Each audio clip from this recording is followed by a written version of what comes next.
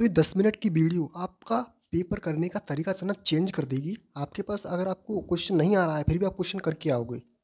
बस आपको 10 मिनट की वीडियो देखनी है। मैं भी ऐसा ही करूँगा। जितने भी 10th 12th 11th 12th जितने भी छात्र हैं, अगर आपने ये वीडियो देख ली 10 मिनट की, तो आप पे क्वेश्चन आ भी नहीं रहा होगा ना, तो भी करके आओ, आपको फुल मार्क्स भी मिलेंगे। ऐसा नहीं है मार्क्स नहीं मिले, फुल मार्क्स भी मिलेंगे। तो सबसे पहले करना क्या है, आपको इस वीडियो को वॉच करना है। तो चलिए वीडियो को। आज का टॉपिक हर स्टूडेंट्स के लिए बेहद ही महत्वपूर्ण है। अगर आप परीक्षा हॉल में बैठे हो और आपको प्रश्न का उत्तर नहीं आ रहा, तो घबराने की ज़रूरत नहीं है। इस वीडियो में हम आपको कुछ ऐसी टिप्स देंगे जो आपको परीक्षा में प्रश्न लिखने में काफ़ी ज़्यादा हेल्प करेंगे। तो आपने अगर वीडियो को अंत देख लिया तो आपकी 90% प्रॉब्लम सॉल्व हो जाएगी। तो करना क्या है, अगर आप मुझसे जुड़ना चाहते हैं तो WhatsApp channel link and Telegram channel link description में दिया गया, उसको जाके ज्वाइन करो। उसका अगर पीडीएफ चाहिए किसी भी क्वेश्चन आंसर की, डेरिवेशन की, फार्मूलाज की, तो वो भी मैं उस पर आपको अवेलेबल कर दूंगा। तो बात करते हैं पहले टिप्स के बारे में। पहला टिप तो यही बोलूँगा मैं, जैसे आपको पेपर दिखे, अगर आपको मानो कोई क्वेश्चन नहीं आ रहा है तो सबसे पहला टिप्स तो यही है, आपको घबराना नहीं है। घबराएं नहीं और आत्मविश्वास बनाए रखें। सबसे पहली और सबसे ज़रूरी बात यह है कि घबराएं बिल्कुल नहीं। परीक्षा में प्रश्न न आने पर कई छात्रों के हाथ पैर फूल जाते हैं, लेकिन घबराहट से समस्या और भी बढ़ जाती है। गहरी सांस लें और खुद को शांत करें और पॉजिटिव थॉट दिमाग में लाएं, जैसे आई कैन डू इट। तो याद रखें, शांत दिमाग ही सबसे अच्छी हल ढूंढ सकता है। अगर आपका दिमाग शांत होगा तो आप बहुत अच्छे से अच्छा आंसर लिख सकते हो। दूसरा है टिप्स नंबर 2, जो आपका क्वेश्चन नहीं आ रहा आप पर, उसको ध्यान से पढ़ो।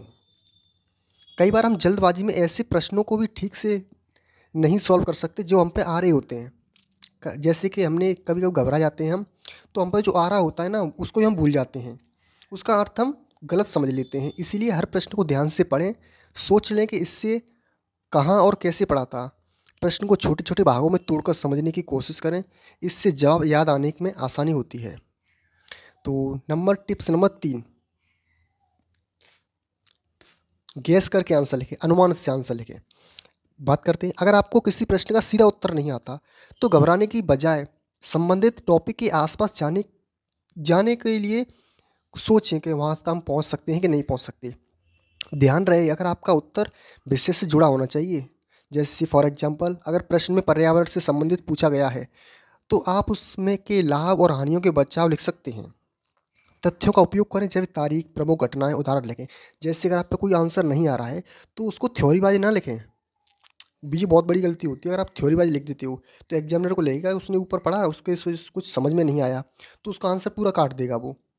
होता क्या, अगर आपने उसको थ्योरीबाजी ना लिख के टिप्स वाइज लिखा, जैसे पैराग्राफ वाइज पहले इंट्रोडक्शन लिखा, उसके बाद मेन पार्ट लिखा, उसके बाद कंक्लूजन में कुछ 2-4 सूत्र लिख दिए जो याद नहीं, हालांकि आपको याद नहीं, उल्टे सीधे भी लिख दिए, कहीं के कहीं लिख दिए, लेकिन हाँ उसको ये लगेगा, हाँ ये पढ़ेगा नहीं, वो ये देखेगा आंसर में, उसने उसका जो देखने का विजन होगा वो चेंज हो जाएगा। उसने ये रहेगा कि अगर उसने इतना बड़ा आंसर लिखा है, 2-3 पार्ट में लिखा है, तो आंसर सही लिखा होगा। और बीच बीच में आप उसको डेट भी मेंशन कर सकते हो। अगर आप आर्ट्स साइड से हो तो डेट मेंशन कर सकते हो। अगर आप केमिस्ट्री फिजिक्स से हो तो कुछ ऐसे फॉर्मूले से उनको मेंशन कर सकते हो, हाईलाइट कर सकते हो, जैसे उस टॉपिक से संबंधित हो। तो यही है, आप उसके इर्द गिर्द पहुँच जाओ। तो आपको उसमें थ्योरीबाजी नहीं लिखना है। लिखना कैसे है, वो पैराग्राफ वाइज, जैसे पहले में इंट्रोडक्शन, उसके बाद मेन पार्ट, उसके अगर आप आर्ट साइड से हो तो ऐसे लिखना। अगर साइंस साइड से हो तो आपको लिखना है, पहले तो फॉर्मूला से लिख देना है। हाँ, अगर एक बात और, अगर आप डायग्राम बना सकते हो तो बहुत ज़्यादा आपको इफेक्ट पड़ेगा। डायग्राम से काफ़ी हद से ज़्यादा इफेक्ट पड़ता है। वो ये नहीं देखेगा उसमें लिखा क्या है, डायग्राम बनाए, डायग्राम बनाए, जैसे मैं आपको करके दिखाता हूँ। ये जैसे मेरे पास कॉपी है, इम्प्रेशन है, किसी बच्चे ने किया है, मैं देखता हूँ, हाँ इसने माना उसमें आ नहीं रहा, लेकिन उसने गलत सलत लिख दिया, जैसे भी लिखा, मैं क्या देखता हूँ मेरा विज़न क्या होगा, हाँ डायग्राम बना, ये लिखा है, ये लिखा है, चलो ठीक है। उसके बाद इतना टाइम नहीं होता कि वो पूरा क्वेश्चन पढ़े, समझे, पूरा क्वेश्चन नहीं पढ़ेगा वो। अगर आपने ये वीडियो देख ली ना भाई, पूरा करके आओगे। तो बात करेंगे, तो एक एक्चुअली ना मैंने पूरा जो नोट्स था बना के लिख के रख लिया है, मैं उसी को आपको बता रहा हूँ। अगर आपको इसकी पीडीएफ चाहिए तो उसको ज्वाइन कर लो, बहुत ही ज़्यादा शानदार है, बहुत ही हद से ज़्यादा शानदार है। अगर आपने तथ्यों, प्रमुख घटनाओं, उसके बारे में मतलब इंट्रोडक्शन वगैरह 3-4 पैराग्राफ में लिया तो परीक्षक को ये लगेगा इस विषय को उसने समझने की कोशिश की है और मुझे समझाने की कोशिश की है, तो वो नंबर काटेगा नहीं, नंबर मिल सकते हैं उसमें।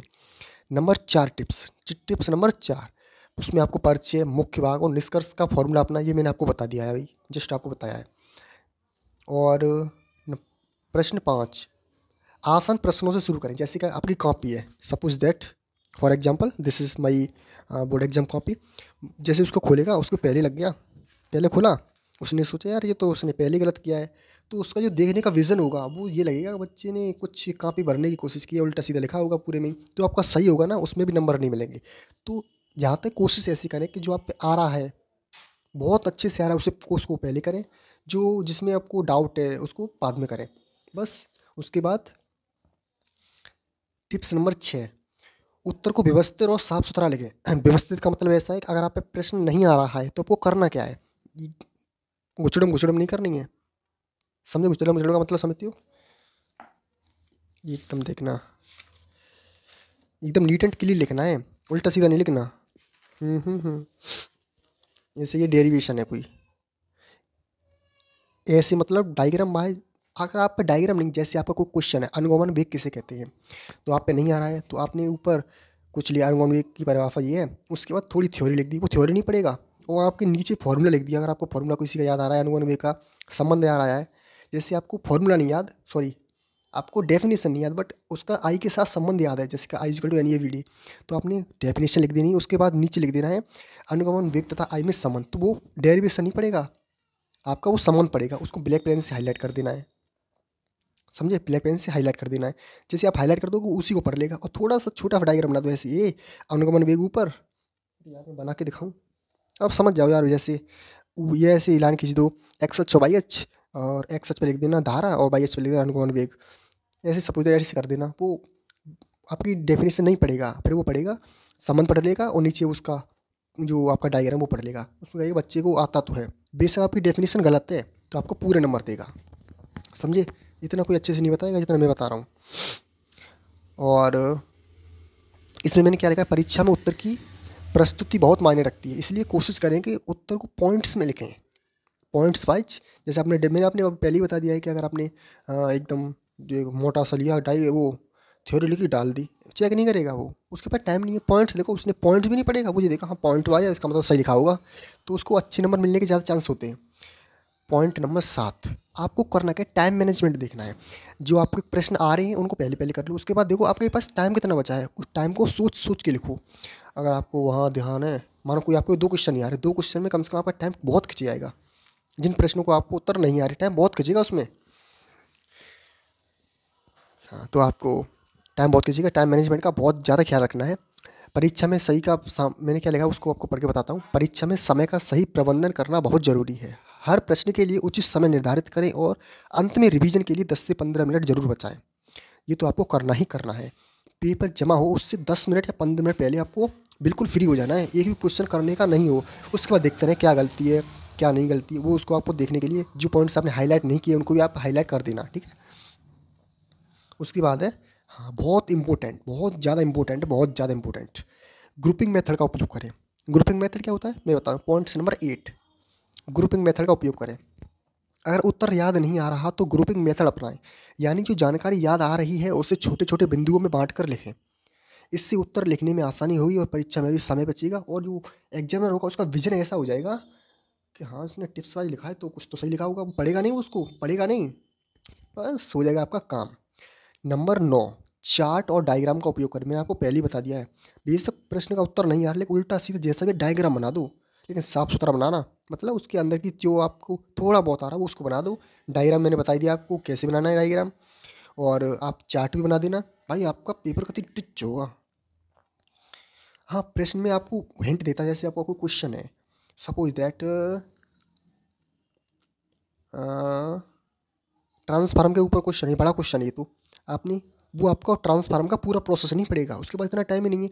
वो आपका डायग्राम देखेगा, उसके 2-4 यूँ नज़र मारेगा, जैसे कि मैंने इस पर बनाया भी तो नहीं है, वो आपका अगर आपने यहाँ पर डायग्राम बना दिया, डायग्राम देखेगा वो, और आपने जो 2-4 उसमें फॉर्मूला लगते हैं, फॉर्मूले पर उसको कुछ भी नहीं देखेगा, आपने क्या लिखा है गोबर वगैरह कुछ भी नहीं लिखेगा, लेकिन साफ़ सुथरा लिखना, पेपर में पूरे नंबर मिलेंगे।